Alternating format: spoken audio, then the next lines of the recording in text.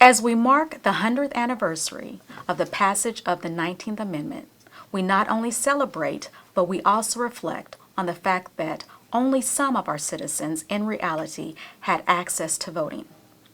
The Long March to Equal Rights for All video that we prepared examines some of the history of the women's movement and the role of the Women's Political Caucus and others in advocating for representation. It's been a long march, and we still have work to do. In February of 1919, pickets gathered at the White House for College Day. Representatives from the University of Kansas and University of Missouri stood with banners asking the president when women would have the right to vote. But that isn't the beginning of the story of women winning their right to vote. As early as the 1830s, women and men from largely Quaker, Methodist, and Congregationalist churches began speaking out about women's rights. Coverture laws denying women any legal identity outside of her husband were still in force. Women were property. They could not own land or sign contracts, and in the event of her husband's death, a woman could not be awarded guardianship of her own children. Women like Elizabeth Cady Stanton and Lucretia Mott were among the first women to openly challenge the system, becoming pioneers of the suffrage movement and organizing the first women's rights convention. The two had met in London in 1880, where they planned to attend an anti-slavery conference. The conference, however, was closed to the American delegates. Based on their sex, Stanton and Mott decided then that they would return to the United States and organize a convention dedicated to the discussion and adoption of women's rights. It took them 8 years, but on July 19th and 20th of 1848, around 300 people attended the convention at the Wesleyan Church in Seneca Falls, New York. They wrote and adopted a declaration of sentiments and grievances and voted to adopt 11 of 12 resolutions. After impassioned pleas from both Elizabeth Cady Stanton and Frederick Douglass, the contested resolution stating, "It is the duty of the women of this country to secure them to themselves the sacred right to the elected franchise," was adopted and signed by the Assembly. The passage of the 15th Amendment guaranteeing the voting rights to black males marked a turning point for many white suffragists, who were incensed that black men could vote, but white women were still prevented from doing so. Many prominent white suffragists, including Cady Stanton and Susan B. Anthony, started using the 15th Amendment as leverage to lobby Southern Democrats. They argued that white women voters in the South could use their newfound voting rights to help ensure Jim Crow laws stayed in force there, and black voters would be unable to garner the votes necessary to change the power structure. For years, the many contributions of black women and their role in winning voting rights has been largely ignored. Because their fight for enfranchisement was being waged on two fronts, black women's early contributions to the suffrage movement were largely seen in the context of racial equality. The story of women's suffrage would not be complete without them. Most of us grew up learning about Sojourner Truth's "Ain't I a Woman" speech in Ohio in 1851. What we don't learn is that the speech we know is not the real version. Sojourner Truth was born into slavery around 1797 in New York State. Her first language was Dutch, as was typical for the region, but she also spoke English. Her accent would have been Dutch, not American Southern. In fact, the first written transcript of Truth's speech was published a month or so later by a friend and collaborator of Truth's. In it, she uses logic and rhetoric to make her points and never utters the phrase, "Ain't I a woman?" That version was written 13 years later by Francis Gage, who was entirely responsible for adding the Southern Black dialect version we most commonly attribute to truth today. After the passage of the 19th Amendment, white suffragists declared their victory and mostly disbanded, leaving black women in the South to fight alone. Policies like poll taxes and literacy tests were imposed on potential voters in many Southern states. Women like Ida B. Wells, whose reporting on lynchings and other racist practices in Memphis incited a race riot and threats so extreme that she moved from Memphis to Chicago. Frances Ellen Watkins Harper was born in Boston to an abolitionist family. She was deeply moved by the injustices of slavery and began writing about it at an early age. She dedicated her life to ending slavery and traveled the states speaking for civil rights. She wrote and lectured from her home in Philadelphia and became the first black woman to publish a novel and a short story. Mary Shadd Cary was born in Delaware, but because that state refused to educate black children, her family moved to Pennsylvania. She was a passionate and powerful speaker who lectured throughout the North until the Fugitive Slave Act was passed. She then moved to Canada, where she became the first black woman to publish and edit a newspaper, which she used to advocate for equality for black women.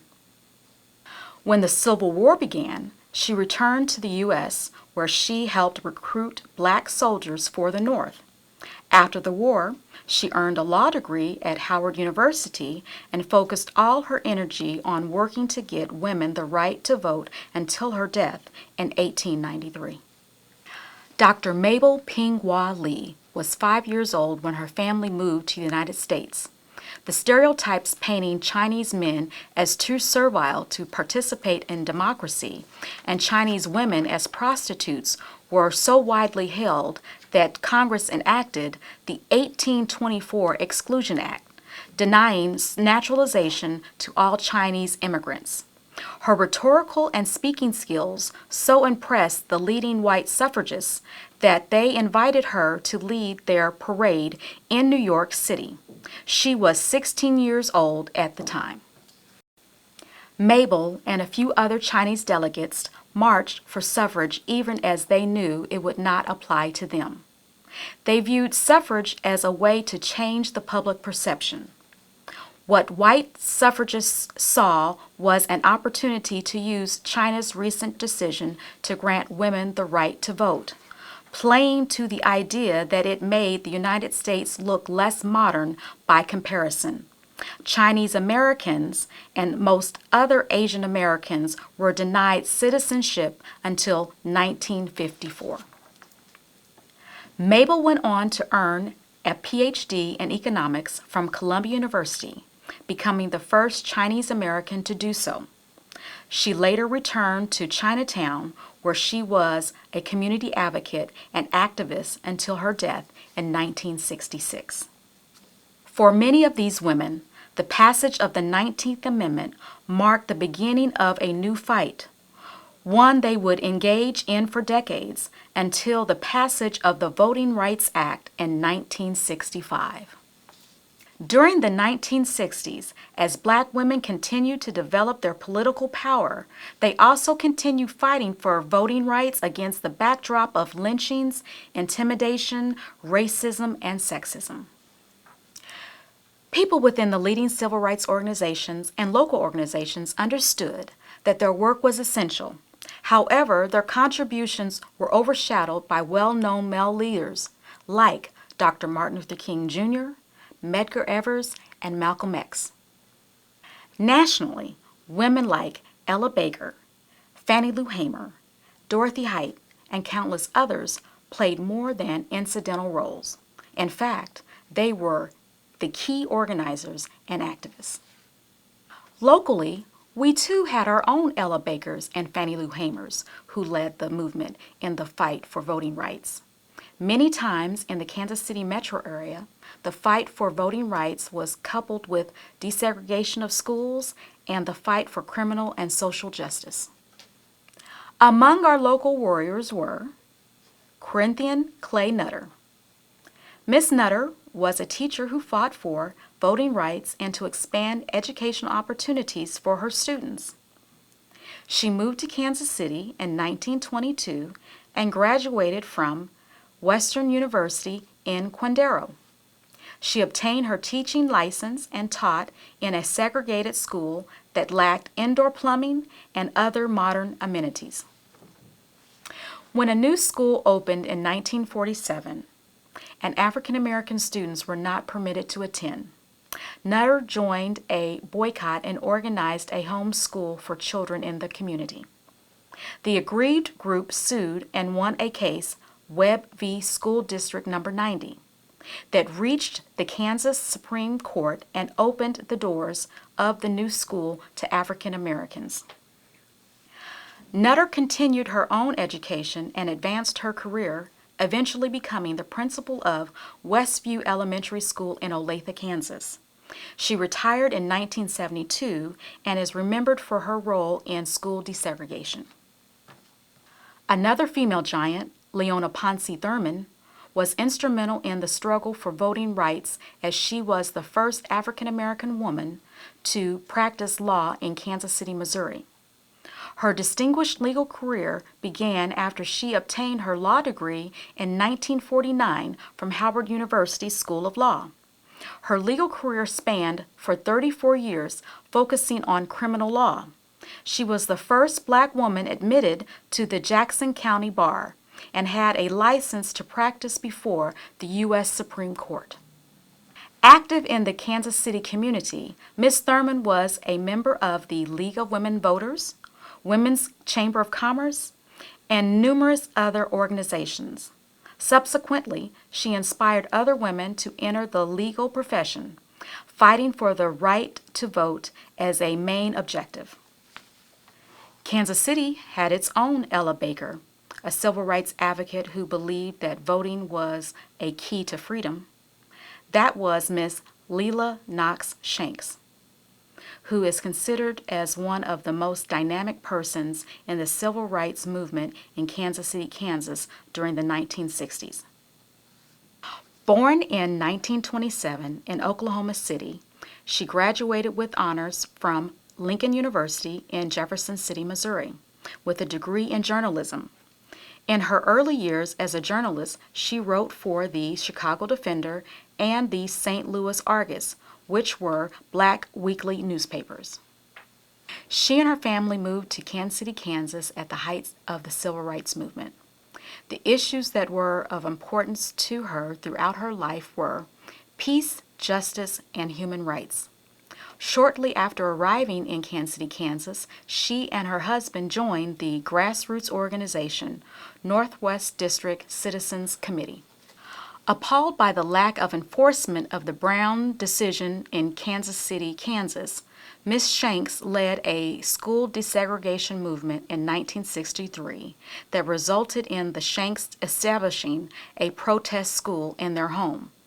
10 other families joined the protest by removing their children from the public schools and enrolling them in what the families lovingly call Shanks University. They attended Shanks University during the 1962-1963 academic school year. Lela was their primary educator. The Kansas City, Kansas School Board disapproved of their renegade school and sued the Shanks. Lela Shanks was arrested but made bond. On another occasion, Ms. Shanks ran afoul of authorities when she and others were arrested for picketing outside of the federal courthouse building in downtown Kansas City, Kansas, and the Kansas City, Kansas School Board building, calling for desegregation under the Brown versus Board of Education Supreme Court decision. The federal prosecutor asked her what she was doing outside the federal courthouse building, and she answered, "I'm doing what my husband is doing right now in Washington, D.C., marching for my freedom." By this time, she was active in the local chapter of CORE, and this was August 28, 1963. Leela Shanks had planned to go to the March on Washington, but instead she was subpoenaed to appear before a federal grand jury on criminal charges. She stood up to that inquisition with grace. She was acquitted, but her home phone was later tapped, and on more than one occasion, FBI agents appeared unannounced at her home to intimidate her. Leela stood firm and said, "We would not have done what we did if we had let fear take us over." Her husband's job transferred the family to Omaha, Nebraska in 1965. Until her death in 2008, Leela Knox Shanks continued to fight for peace, justice, and human rights. In 2008, she was honored as a Nebraskans for Peace Peacemaker of the Year for her lifetime of achievements in the cause for peace and justice. Lillian Ann Owens, also of Kansas City, Kansas, worked alongside Miss Leela Shanks in the fight for voting rights and against segregation in the 1960s. In fact, Lillian Owens, a founding member of the Northwest Citizens Committee, CORE, grassroots organization, recruited the Shanks when they arrived in Kansas City, Kansas, to become members. Lily Ann's professional career spanned 32 years from 1958 to 1990. In 1958, she started working as a part-time clerk for the Crusader Life Insurance. By 1962-1963, when the civil rights movement became full-blown in Kansas City, Kansas, she was organizing community meetings, fighting for voting rights, and boycotts of local businesses. In fact, she typed all the protest notices distributed to members of the local CORE. She also scheduled the marches and picketed and boycotts against the merchants who refused to hire African Americans. Lily Ann was the insurance company clerk during the day and organizer extraordinaire during the evening. She also helped organize the weekly CORE strategy meetings. While Leela Shanks was educating the kids during the day, at other times she and Lillian Owens led the fight for voting rights and picketing the federal courthouse, the restaurants, and the department stores in downtown Kansas City, Kansas. In 1979, Lily Owens became the first woman elected president and CEO of the American Woodmen's Life Insurance Company, with offices in Denver and Kansas City. Under her leadership, the company expanded its assets to include real estate and other insurance advancements. Lily was a member of the Kansas City, Kansas Human Relations Committee, and for many years served on the executive committee of the Kansas City, Kansas NAACP. Mary Groves Bland was an advocate for minority rights and a champion for equality and social justice. Born in Kansas City, Missouri, she graduated from R.T. Coles High School. She furthered her education at Ottawa University, Webster University, and Harvard University. Ms. Bland's public service began in the 1960s when she helped spearhead urban renewal initiatives. In 1980, she turned to politics and was elected to the Missouri House of Representatives. In 1998, Ms. Bland was elected to the Missouri State Senate and held the office until 2005. Over the span of 25 years in public service, Ms. Bland advanced legislation for civil rights, voting rights, improved public health, education, housing, and social services. A dedicated public servant, Ms. Bland's legacy is one who encouraged young people to further their education and participate in public service. Joanne Collins was the first African American woman elected to the City Council in Kansas City. She met with us recently to talk about her experience as a pioneer in Kansas City politics. As most people understand that the 19th Amendment was celebrated, and I celebrated the 100th anniversary of it this year, and we are I was very concerned about history recording the fact that we had African American women and men who worked as suffragists to pass the 19th Amendment. But when it was ratified and passed and ratified, African American women could not vote nationally. And so it was actually the 1965 Voting Rights Act that allowed us to vote nationally, and I spent several of my personal dollars to get to Washington, D.C. to lobby on behalf of several organizations here in the greater Kansas City area. And when history books recorded it, we still didn't have inclusion.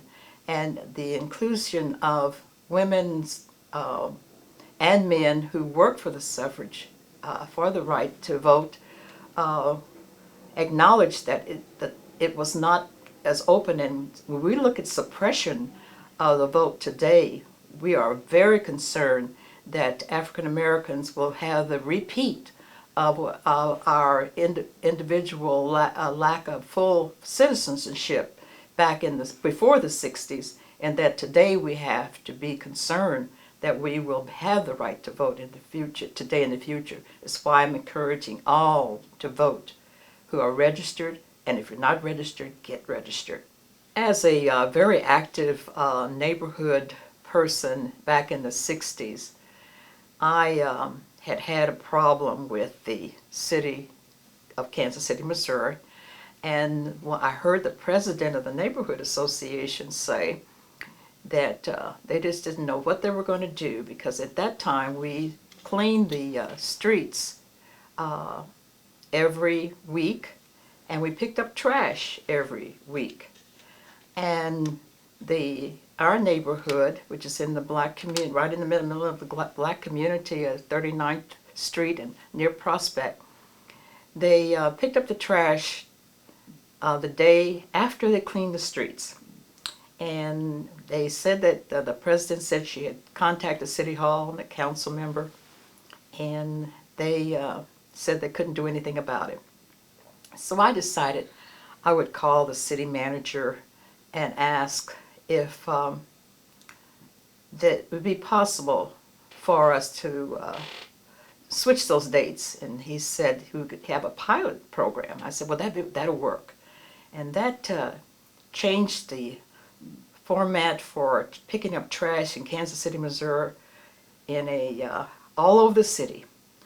It wasn't but a couple of years after that, and this is back in the 60s, late 60s and early 70s, and everyone was so fascinated by that, and I was too, because I kind of grew up with League of Women Voters, and we knew how to lobby and get a bill passed, and how popular would it be. But then I decided I wanted to run for public office. And as a woman running in public office, it just appeared to me that there were a whole lot of men doing it. And I thought I could be successful. And I was lucky to be married to a man who was very supportive. And I decided to run for our city council. And the first appointment was a vacancy.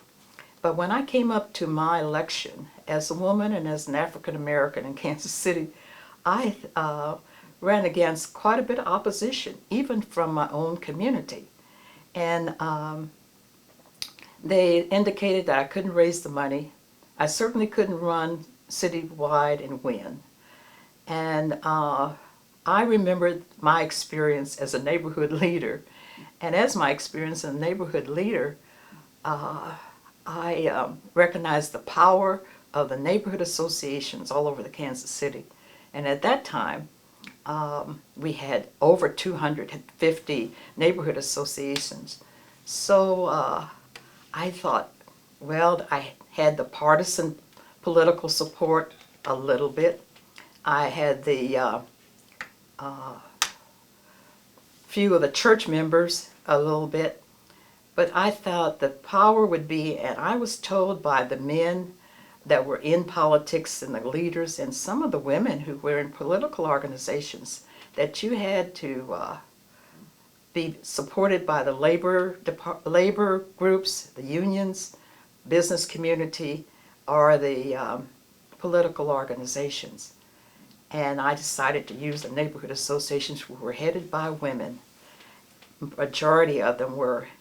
And individuals believed those leaders because they had elected them as block club leaders. And I was very proud as a woman to be elected to the city council at large, the first woman at large elected, and the first African American woman for Kansas City, Missouri. Black women have been leading the struggle for voting rights but have been ignored by history. These women, as well as those earlier noted, always had the goal of completely shattering the glass ceiling. They were also skilled at balancing politics, work, and family life. During the 1960s, they excelled, and today Black women and others are fighting restrictions that many charge are nothing but new ways to prevent people of color from voting, among them requirements for voter IDs, the purging of voter rolls, and the closing of polling places. As the United States marks the centennial of the 19th Amendment, giving women the right to vote, it is a chance to publicly recognize the work of thousands of other African American women who fought fiercely and continue to fight for its passage but did not gain the same benefits as white women after its ratification on August 18, 1920.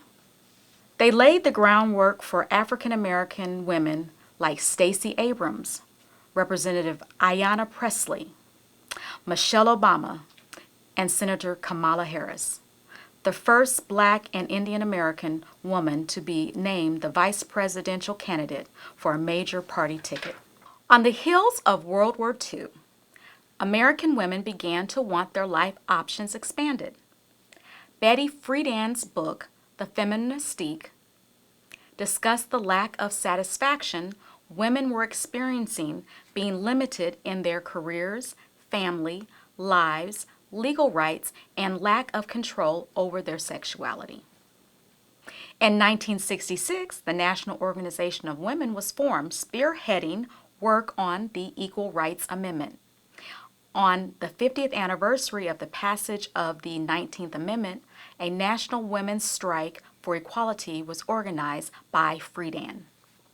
Motivated by the failure of Congress to pass the Equal Rights Amendment, the National Women's Political Caucus was formed in 1971. Women leaders decided that instead of lobbying men to pass the Equal Rights Amendment, they should take their place at the table in government. The National Women's Political Caucus members are proud of the women who started the caucus. In their history, they listed some of the first leaders.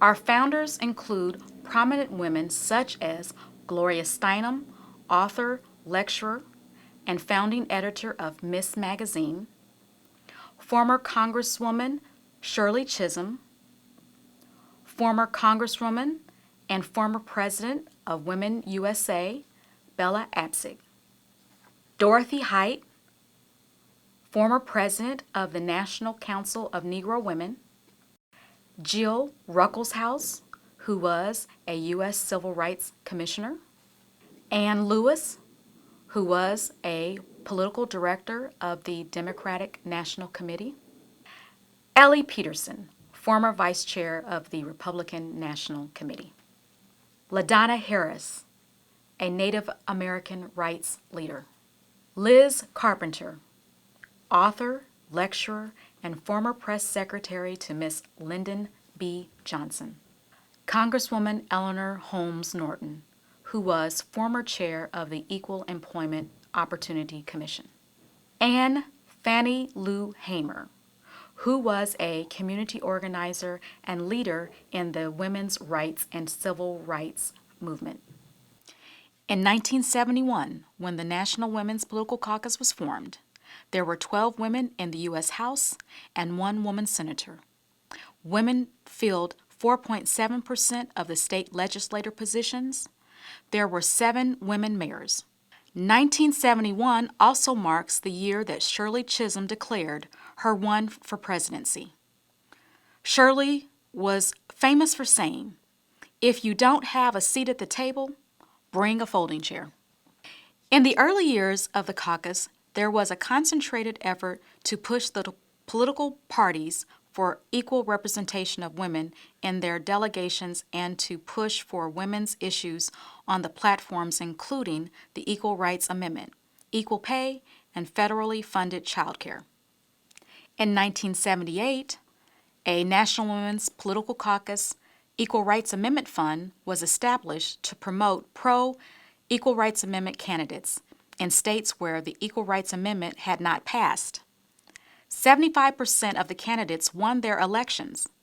In July of 1978, over 100,000 people marched on Washington, D.C. in support of the ERA. The Greater Kansas City Women's Political Caucus was formed in 1972 and has been in continuous operation as a bi-state organization since then. We have been working to recruit, train, and elect progressive candidates in each election cycle. Catherine Shields currently serves on the Kansas City Council and previously served as Jackson County Executive. She spoke with us recently about her experiences as a young professional and her early days in politics. Well, good afternoon. My name is Catherine Shields. I'm a lifelong resident of Kansas City, Missouri. I am a lawyer by training.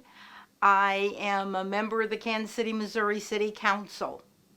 I first became aware of the women's movement to become involved in 1972 when the Equal Rights Amendment came out of Congress.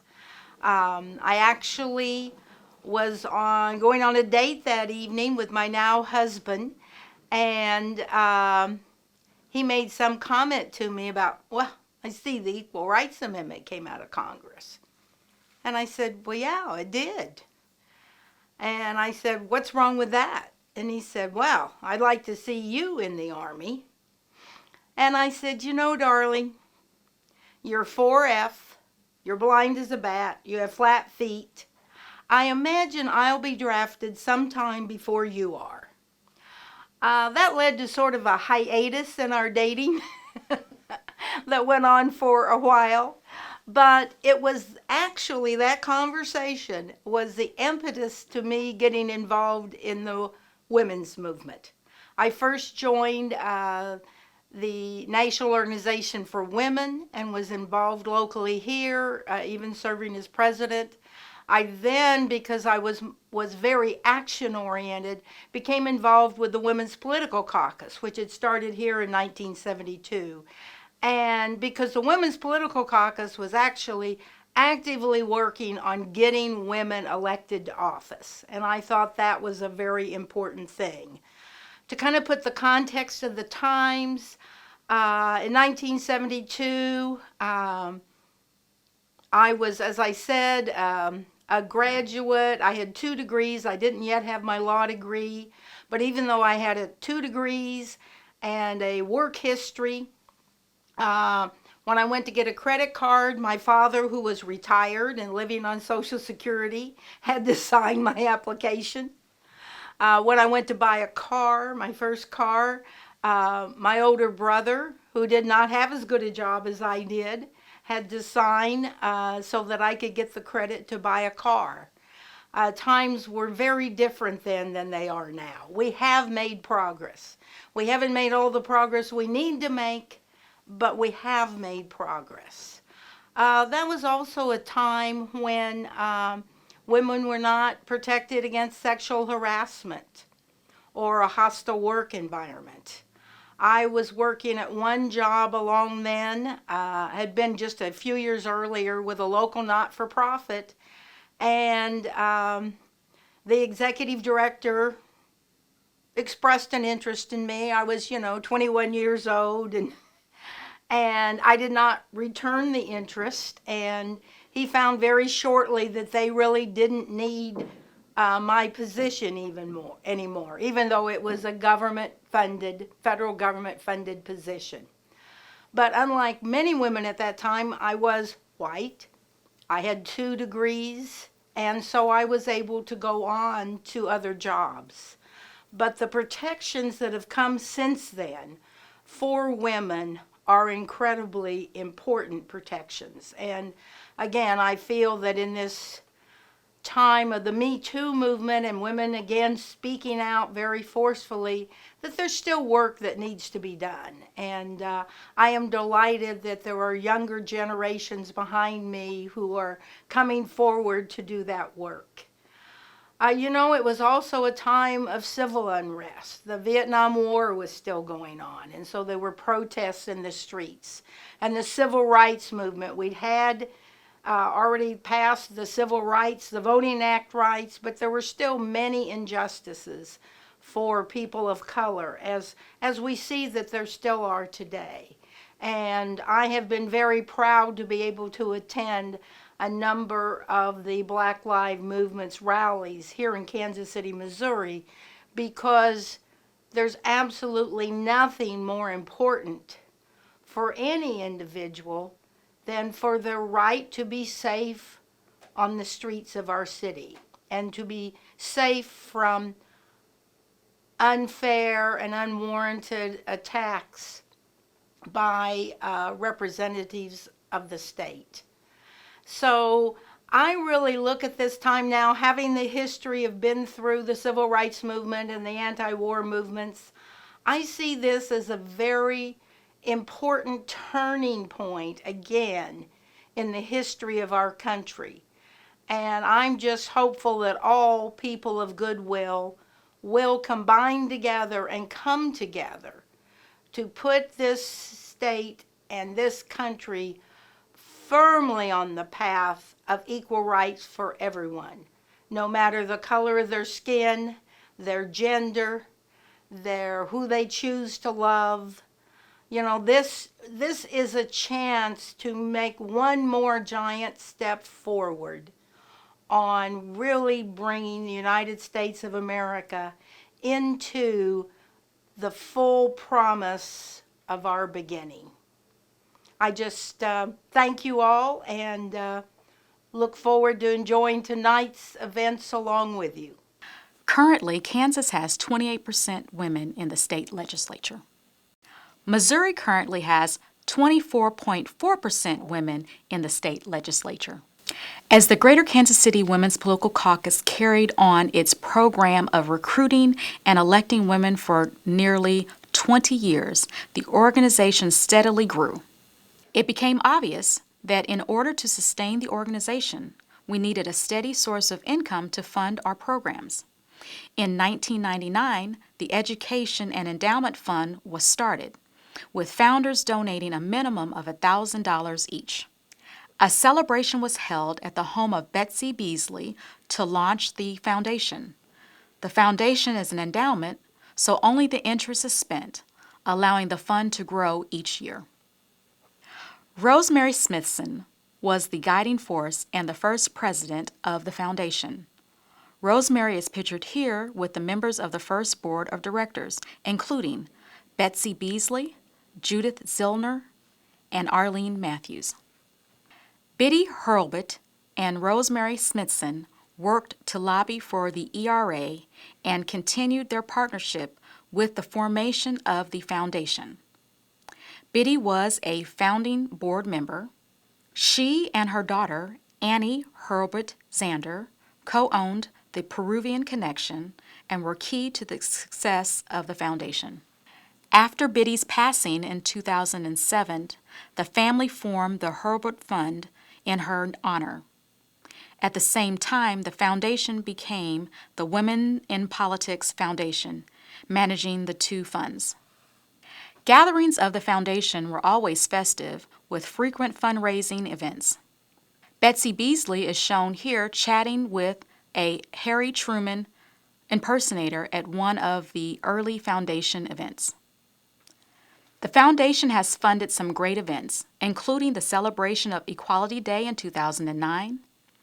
Women's organizations from throughout the area were invited to join a festival-like event at Washington Square Park. Board members Rebecca Richardson and Rosemary Smithson sold raffle tickets. Foundation co-presidents Pam Kelly and Lee Smithson Bird organized the Equality Day event. Board members Molly Nail, Betsy Beasley, and Luana Counts sold Foundation t-shirts at the festival. Current board president Linda McNicholas sold raffle tickets for the grand prize. Equality Day celebration include a variety of speakers and performers. Pat Knoyer and Alice Kitchen are shown here enjoying a performance in the park. Grants from the foundation have allowed us to bring inspiring prominent speakers to Kansas City. We were honored to host Wendy Davis as part of our Trailblazers celebration. The caucus board of directors was thrilled to meet Wendy Davis and posed for a group photo at Lathrop and Gage, who very generously hosted the event. One of the most valuable projects that the foundation funds are the semi-annual campaign schools, which help prepare candidates to win their campaigns. Sam Bennett put potential candidates through the paces learning to make stump speeches. Current board member Bonnet Mims is shown here at campaign school. Bonnet served as Missouri State Representative and is currently Mayor Pro Tem in Raytown, Missouri. We are thrilled when young women activists attend our campaign schools and develop their skills early in their careers. These young activists from Stand Up KC have been instrumental in raising the minimum wage in the Kansas City area and changed the conversation throughout the nation. Kate Coyne McCoy, owner of the Campaign Fixer, has come to Kansas City twice to train our candidates. Kate is an expert in campaign fundraising. Women have to work harder and smarter to raise enough money to compete. Senator Marcy Francisco and Representative Valdinia Nguyen participated in training and gave advice on running local campaigns. Representative Nguyen answered questions from the participants. A record number of women ran across the country in 2018 and won a record number of offices. Among the class of 2018 was an unknown Sharice Davids. We are now honored to call her Congresswoman Davids. Looking to the future, the foundation has also sponsored programs for young women, including the Madam President Camp, which originated with the Education and Endowment Fund. The program for girls teaches leadership skills through introducing them to community leaders. Workshops talk about the skills needed to lead. Girls become familiar with the halls of government and meet role models. An updated program held in 2018 was to serve as a pilot project for an ongoing girls' leadership program. The goal was to hold affordable leadership training accessible to all young women. The program was an intensive one-day workshop. Councilwoman Alicia Kennedy led one of the sessions. The attendees were middle and high school girls. The girls seemed fully engaged. Business entrepreneur Thalia Cherry and State Representative-elect Emily Weber lent their support as role models. The caucus program chair, Laura Alvarez, organized the program. The workshop ended with a training session on networking. In 2020, the foundation celebrated its 20th year. Foundation Board Treasurer Frenchette Anderson acted as the moderator. Founders and friends gathered to celebrate. An original art piece was raffled to raise funds. A cake was served with the same design as the artwork. Emily Weber designed the logo for the foundation. Attendees enjoyed a brunch and a short program. Jackson County Prosecutor Jean Peters Baker talked about her work and the experiences of being a woman in politics. We are looking forward to another 20 years and more supporting women's leadership. we invite everyone to become a founder to continue our mission. Leading up to the 2016 election, many of us were very excited with the prospect of the first woman president of the United States. On a warm fall weekend right before the election, we gathered for a Get Out the Vote rally in Washington Square Park. The cheering crowd had done the election work to assure a victory, and the polls were looking good. Senator Claire McCaskill came to inspire everyone to go vote. Congressman Cleaver gave a rousing talk to the crowd. It was clear who the women of Kansas City were supporting. Election Day was a glorious fall day in Kansas City, with lots of hope and confidence on the part of Hillary Clinton's supporters. We got to the polls early to vote for the Clinton-Kaine ticket. It was an historic moment when we could vote for a woman for president for the first time. I voted stickers were collected and placed on Susan B. Anthony's tombstone. We were ready to celebrate when we gathered at the Uptown Theater, waiting for the election returns, and then we witnessed an election train wreck. The Saturday after Trump's inauguration, the largest one-day demonstration in U.S. history occurred, demonstrating against his policies and values. Trump's election was especially galling after his remarks about women and his boasting about sexual assault. The Greater Kansas City Women's Political Caucus brought a table for the Women's March and started organizing people to take action against Trump. Even the meeting refreshments featured a special theme. The only silver lining about the 2016 election is that more women have gotten involved in politics, both running for office and helping progressive candidates. In 2018, area progressive women won some remarkable races, including Governor Kelly in Kansas and Congresswoman Sharice Davids. This year, we have a record number of progressive women running in Kansas and Missouri. As we mark the 100th anniversary of the 19th Amendment, it is clear that we have far to go to achieve equal rights for all. 2020 has brought our country to an inflection point where the inequality of policing and the justice system must be addressed. People in Kansas City and throughout the nation have taken to the streets to demonstrate against the killing of unarmed black men and women. Citizens have called for reform and restructuring of police departments to serve the community. Many advocate for demilitarizing our police departments with more emphasis on providing training to de-escalate tense situations. The city and country have been tense, with sustained protests continuing. Justice Gatson with the ACLU has been a local organizer and spoke with us recently about the Black Lives Matter movement and how we go forward together. Hi, my name is Justice Gatson. I'm an organizer here in Kansas City, Missouri. I call myself the social justice doula, mainly because not only am I an organizer, I am a birth, labor, and postpartum doula. And what I've done is married the skills, the labor of love, right? The care, the nurturing that it takes to bring a newborn into the world and apply that to my community. So I'm a social justice doula, and I apply a lens of racial equity. I apply a lens of generational trauma because all of that has an impact on what's happening, on what's been happening.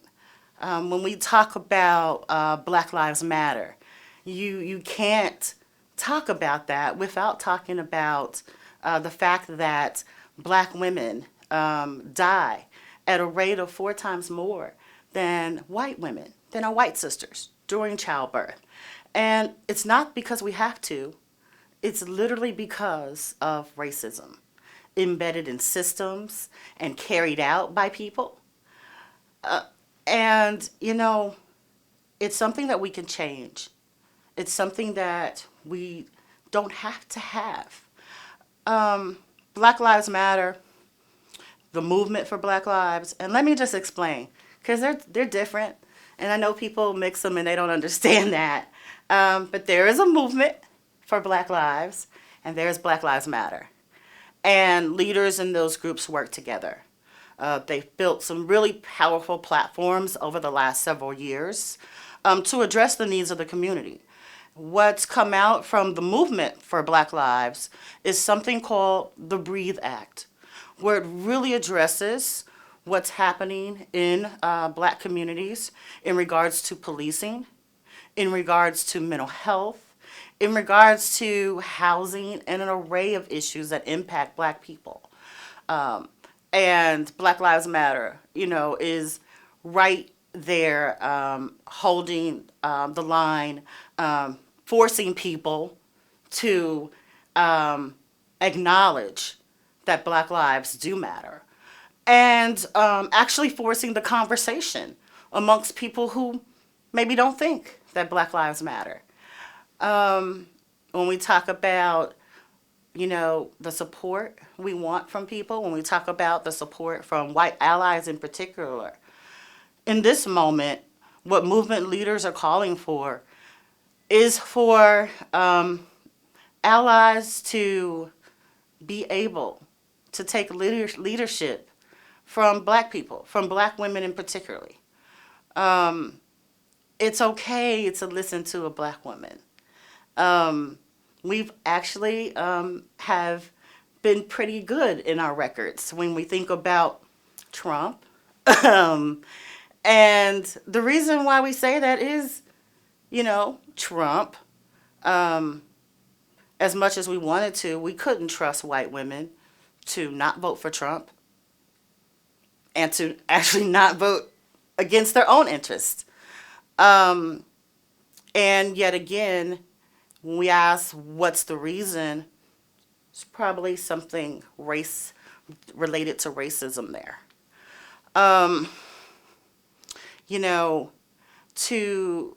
For me, for a person like Trump to ever be in office, and we've heard all the things.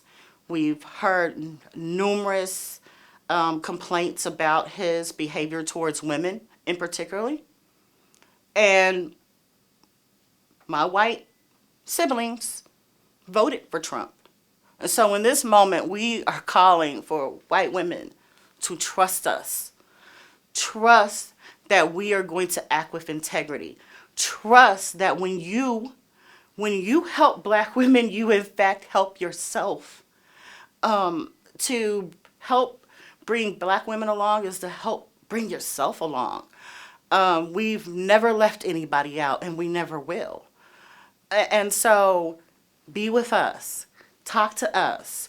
Get to be in community with us. One of the things that I yearned for in Kansas City was to have a real deep and meaningful relationship with white allies, with white women. And it seems that every time we get to maybe a point that maybe white women don't understand, usually it's a point of major concern for Black women, we always go to a divide. I'll give you an example. Trying to plan for the Women's March, and white women wanted the police to protect the march. And Black women were like, no, that's not safe for us. We don't feel safe. And so that conversation, right, that alone was enough to... And so we built something that was safe for us, that was more affirming, that was trans affirming, that was Black led. And those are the kinds of things we want our white siblings to engage with us on. Because if they constantly just stand in their space and think that they are right, we're never going to get anywhere. Realize that we've all been lied to. If you've been educated in the United States, you've been lied to. If you've never learned about the Trail of Tears in a meaningful way, in a way that told the truth, then you've been lied to. If you never knew about the Tuskegee Airmen, or if you never knew about Tulsa, then you've been lied to. And so all of us really need to come to the table, because not only have white folks been lied to, black folks have been lied to as well. Looking at what's happening with the school to prison pipeline, we've got kids, black kids in Missouri, are suspended at a rate of 5.5 times more than their white counterparts. And they are lied to equally. White students are made to have this sense of superiority, that they've contributed a lot to America. And black and brown kids have kind of been given this sense of inferiority. And all of it's a lie, and all of it's harmful to all kids. When we start telling the truth, when we start acting in truth, those relationships look different. I look at my children now. Their friends look so diverse, right? They're talking about everything. Got a surprise baby, 7 years old. When he goes into a meeting, he's like, "Hi, my name's Junior. My pronouns are he, him, his. I'm an organizer." It's because we're bringing them up in a way that's accepting, that's loving, that's affirming. And really, that's what the Black Lives Matter movement is about. That's what the movement for Black Lives is about. And when we talk about the work that's been done, right, the sisterhood between black women and white women, we talk about this anniversary, the 100-year celebration. My white siblings were celebrating, while some of my black siblings were left out. And that's real. We talk about learning history and wanting to get to a space that's authentic so that we can grow and have real relationships. Acknowledging that is super important. And mending that. We can't act like that didn't cause harm. It did. So let's mend it, right? Let's repair it. I love Kansas City. I love being an organizer. I love seeing how, even though we've had our issues, I still see, just like in this space, that this organization is trying its best to put forth political candidates. It's trying its best to empower women, not all women, right? And trying to make sure that that table looks diverse and that people have a voice and that people are being heard. So I'm absolutely honored to be a part of this, and I'm absolutely honored to work for Kansas City. As we continue our long march to assure that everyone has equal rights, we should remember the words of Fannie Lou Hamer. Nobody's free until everybody's free.